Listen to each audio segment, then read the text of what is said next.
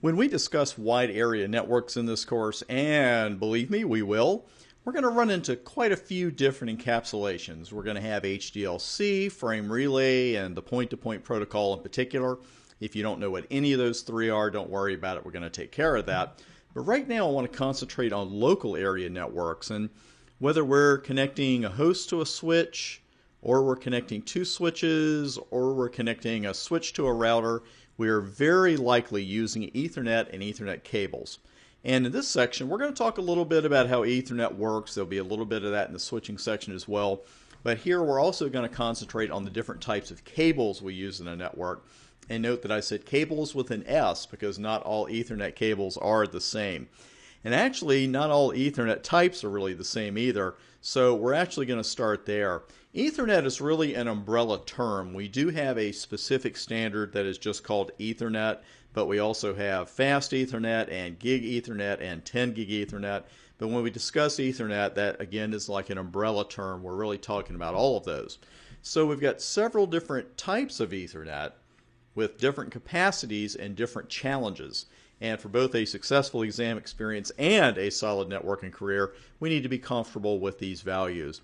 Now, most kinds of Ethernet cables are unshielded twisted pair, UTP, and the name is indeed the recipe, because the wires inside the cable itself are indeed pairs of twisted cables. It's not just one wire going across. That's all we see because you see the outside of the cable when you pick one up.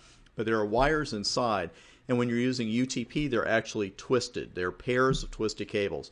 Now, of course, the first question would be, why do we do that? But the answer is already on the board. Twisted pairs of wires inside the cable really cuts down on electromagnetic interference, EMI. Now, EMI can interfere with the electric signals being carried by the wires, which in turn is really going to screw around with our network. EMI can come from a couple of different sources. It can come from other cables, which is why you don't necessarily want to tie 50 cables or 100 cables together with one wrapper, if you could. And infamously, it can also happen from with elevators, because when certain buildings I've been in over the years, they would run their cables from one floor to the other right next to the elevator. And at lunchtime, quitting time, for most of the people, that's when the elevators were in heavy usage, and literally you'd see the network start to slow down because the cables were right next to the elevator shaft, and that in turn gave our network the shaft. Now, we can have EMI problems from other wires in the same cable. This is called crosstalk, and it happens when a signal crosses over from one pair of wires to the other, and what in essence that does, it makes a signal on both sets of wires unusable. Now, near-end crosstalk next generally occurs when wires are crossed or crushed. The conductors inside the wires don't even have to be exposed, but if the conductors are too close, again, the signal traveling on one wire can interfere with the signal on another wire, which is why when I taught one class for high school students about making your own cables, this is a long time ago, and they liked that part, but it's like, let me see how many times I can walk on the cable and still have it work. So don't walk on the cable. Now, here are some common Ethernet types that run on regular old copper cabling, and I've given you their official IEEE name and the more common name for them. All of these Ethernet types have a maximum cable length of 100 meters. It is a good idea to know these standards by number, say with Ethernet standard being 802.3. We usually call that 10 base T, and it runs at 10 megabits per second. Fast Ethernet, 802.U, usually referred to as 100 base T, runs at 100 meg.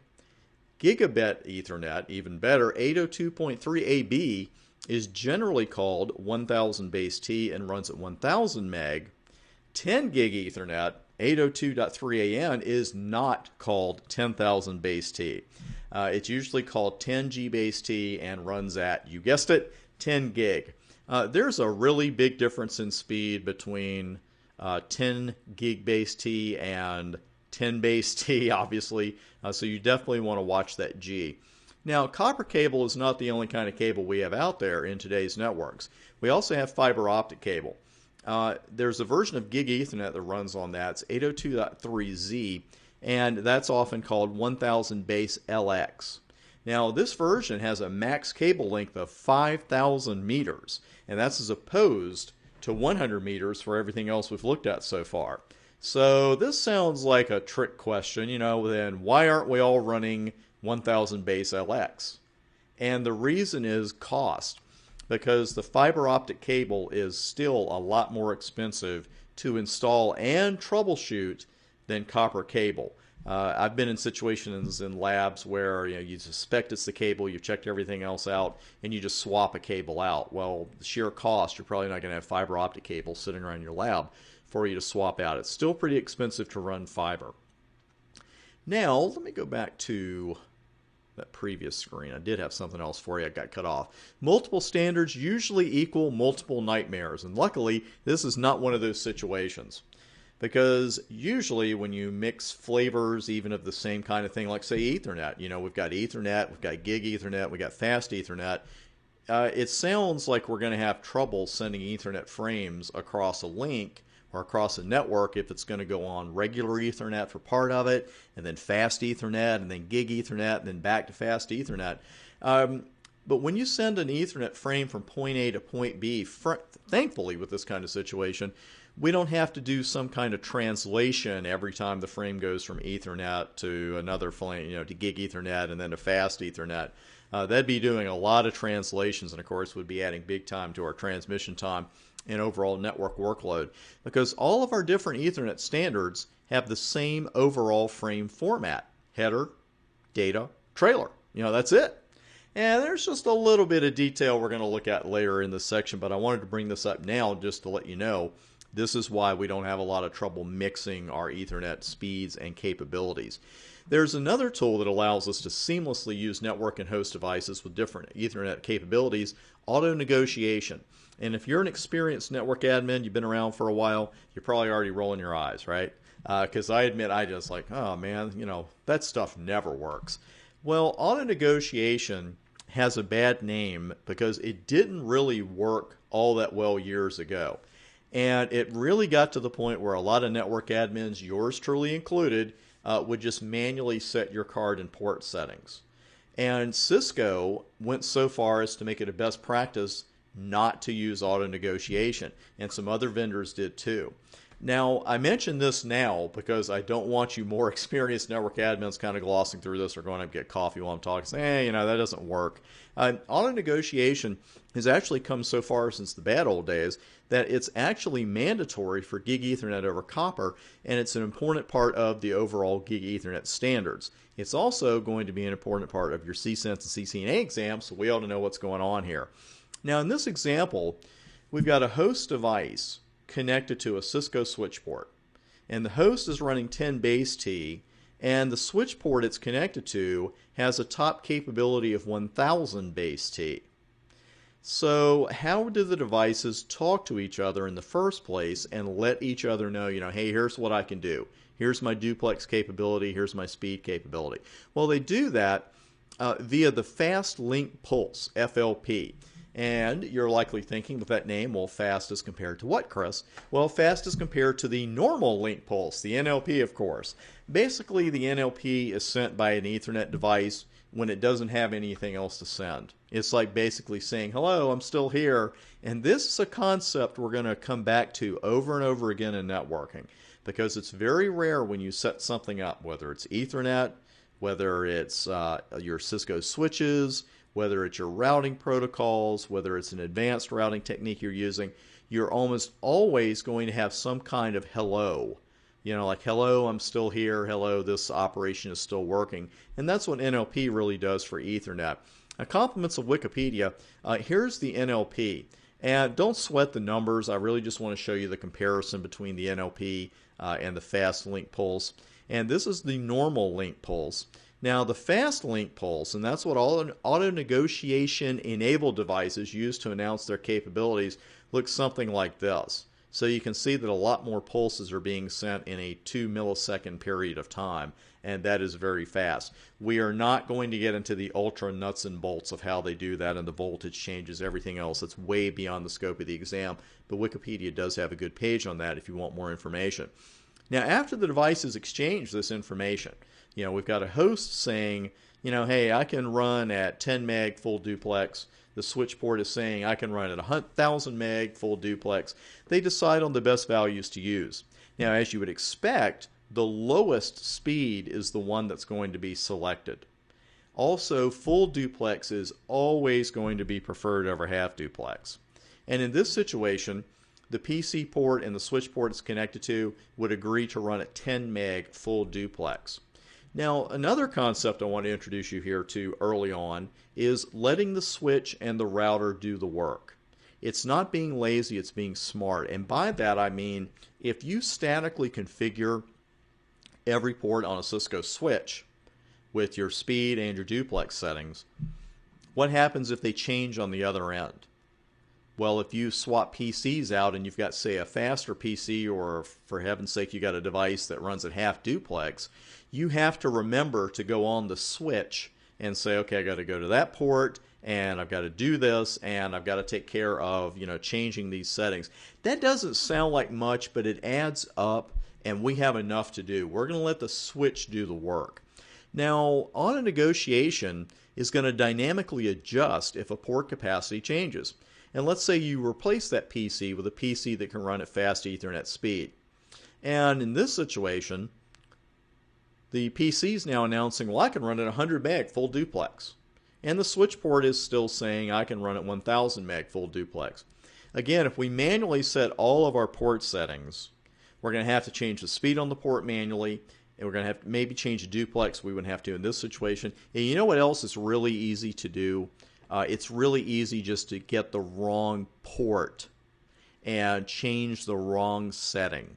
Because sometimes if you've been in a crowded closet and you got all these switches in here and you got all the wires and you're trying to trace the one wire that goes to that one particular port, that can be a bit of a nightmare.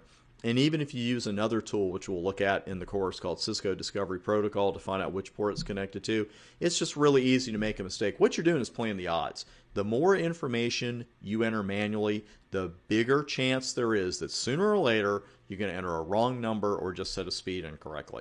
So again, let the switch do the work with auto negotiation. That is a really sweet feature. Now, I highly recommend, and I think Cisco will agree with me on this, I highly recommend that you use auto negotiation on both ends of a link, such as the one we just looked at. Use it on both ends or don't use it at all.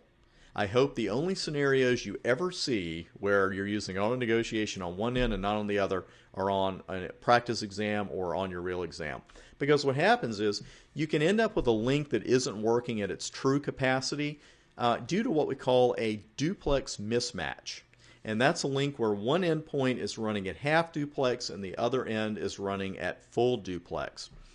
When you're using Cisco switches, if auto negotiation is turned off on the other end of the link, the switch should still be able to sense the speed capacity of the other endpoint.